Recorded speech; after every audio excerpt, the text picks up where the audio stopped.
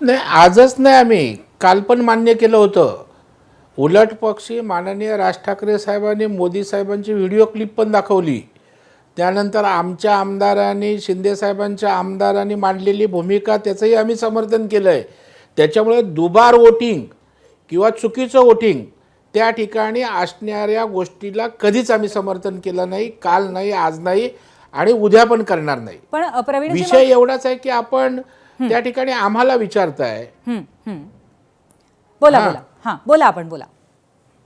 तुम्ही आम्हाला विचारताय, परंतु जे आशिष शेलारचं आजचं विश्लेषण होतं ते एवढं स्वयंस्पष्ट त्या ठिकाणी होतं की आपण जर एक 3-4 विधानसभा त्यांनी सांगितल्या की त्या ठिकाणी मुरबाड असेल, कल्याण ग्रामीण असेल, भिवंडी किंवा त्या ठिकाणच्या, आणि त्यांनी सांगितलं की तुम्ही एक ठराविक नावांचाच का उल्लेख केलात.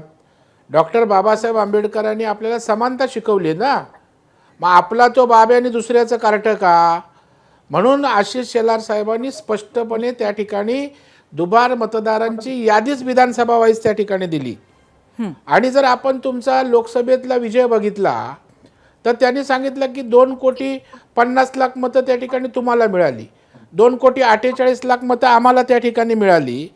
आणि मग जर त्या ठिकाणी 2,25,000 मतं ही त्यावेळेला दुबार असतील आणि ते पर्टिक्युलर विशिष्ट समुदायाची असतील, याचा अर्थ तुमचा लोकसभेत पराभव झाला होता.